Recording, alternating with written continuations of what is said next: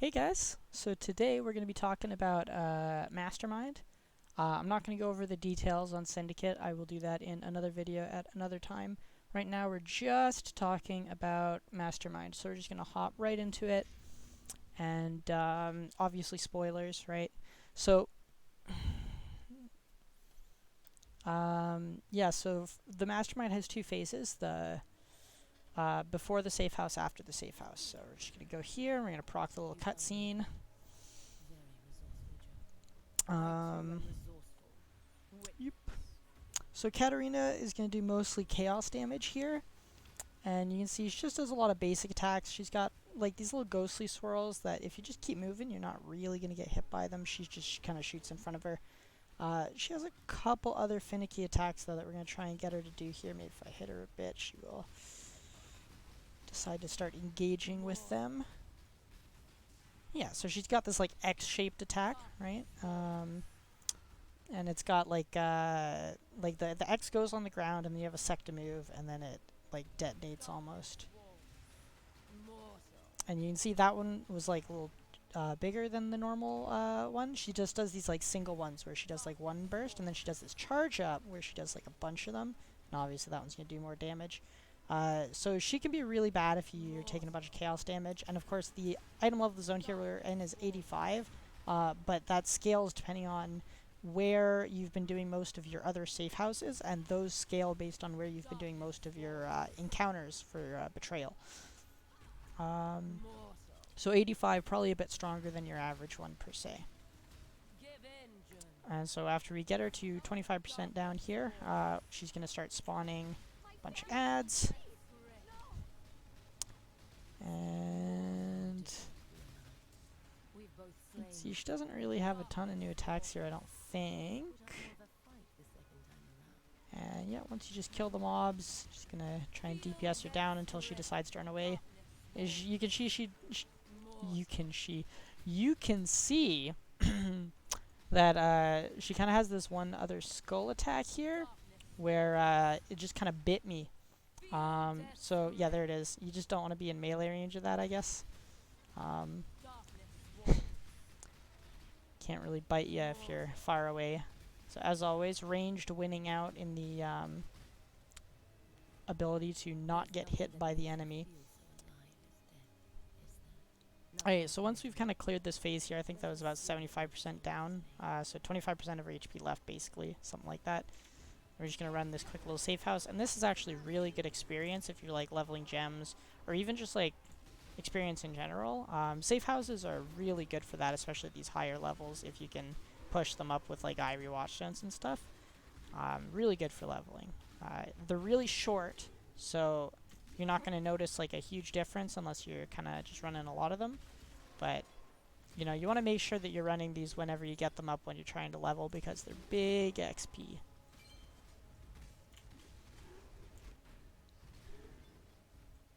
Alright. You can see here she's going to take 4 of your dudes from your safe house leader positions, and they're going to be part of the fight. So why do I keep doing that? You can see that she still is like, this whole thing is a tongue twister, my goodness. Still has the same moves that she did before. You know, you got the X, you got the skull, you got the little ghost flames, you got the charge up ghost flame. Nothing particularly new here, and I think that's just because she hasn't pulled out her scythe yet. Once she pulls out her scythe, she should gain some new abilities. Alright, so after we get her down a little bit, she's going to spawn one of the dudes here.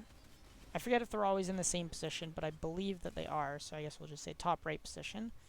And then she's going to, once you clear that, heal herself back up, and you're going to see the totem's going to start firing at you, and it's going to go very slowly in a clockwise position. So as we kill off these smaller guys, it's going to start going faster, and you'll see that change as the mechanic goes on. And she's got these like I don't know, I guess like mini mines, I suppose, that she like plants down on the ground in like a crescent. Oh, There's a bit of a cluster there, so yeah, you don't want to get shotgunned by something like that. That'd be pretty rough.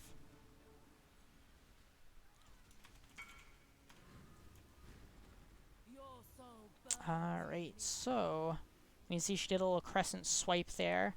And I don't believe that one does a lot of damage. Like, most of the stuff is chaos, so like, if you're weak to chaos, it's all going to do a lot of damage per se, but you're just going to kind of push her down to the next phase, and she's going to spawn another dude. And you see she's gone invulnerable here before she spawned the other dude, and what you have to do is you have to follow this little indicator on you over to the totem, and stand in here until it pops. You're going to see there's a degen that it creates, and there's still a degen there. Oh, there's another new ability. She's now thrown her spear, and there's a degen over here. Lots of degens going on that you don't want to get hit by. Or stand in for too long, rather, I suppose. Okay, so this one, you gotta wait until she does the flash, and then you just run over the skulls as fast as you can so that you don't get hit by the explosions. Otherwise, they're all gonna chase you until they hit you, and those guys do a lot of damage. It's a pretty dangerous move, so you definitely want to make sure you're running over all of those skulls. Alright, so we're 2 guys down, so we're gonna see the statue start to go a little faster, and her ability is still generally the same, I think. She might have picked up something new, but yeah, it looks like just this like kind of poison vine attack, maybe. I don't think she was doing that one before. Might be wrong there, but doesn't seem to be doing much. And again, we're going to follow the indicator. We're going to go stand over here. Oop. And now that it's popped, we're just going to damage her again until we hit wherever the threshold is. Pop the guy down here. Lots of ad phases. You can get those chargers back. Just gonna heal up again.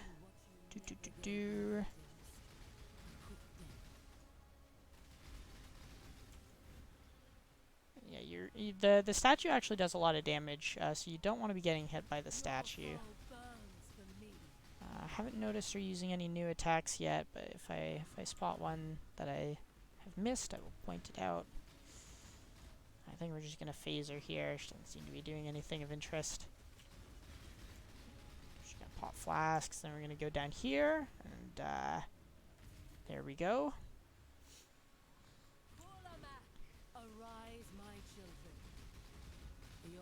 And skulls. There's the flash, so we're just going to pop our Quicksilver, run over all the skulls in a kind of zigzaggy kind of motion there. You just kind of don't want to run back as they're exploding, because you are still exploding them. It's just that you're not going to get hit by them if you're running all fast like in different locations. Me trying to sound smart. Comes out as a jumbled mess sometimes, but hey, hopefully it's helpful. And I think that's basically it. I think she just kills... Yeah, she killed the last person on her own, so that's basically the fight. And then once you click this, it's over. That's what procs the kill. And you can go get your rewards in the room on the side. You'll get a boss drop, which is going to be a veiled unique. The Cinder Swallow, you can check the prices based on the different variants, but usually the crit one is pretty valuable, or you can sell them unveiled for a decent amount. Diadems are very, very valuable early in the league. And generally for the diadems, I think it matters what ranks you already have unlocked on the craft. So you may again just want to sell them unID'd or unveiled, unless you want the craft. I feel like I'm missing something. Right, challenges. If there's a challenge for killing the Mastermind, clicking this is what procs it. So you could just have people wait outside of the boss area. They don't have to be in this room, and then you just click this, and then that's that. You get the thing. And yeah, I mean that's it. Short video this time. At least I think it was short. Bosses can be a little bit long. We did get the Cinder Swallow here. Let's just ID that. Very nice. The rules on this one, not spectacular, because you can see it's got 2-2-1, and they all roll to 3%.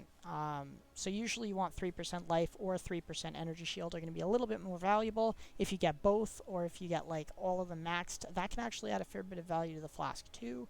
I don't think Jun's going to let us unveil it here. Yeah, no. So we'll just end it there. Hopefully it was helpful.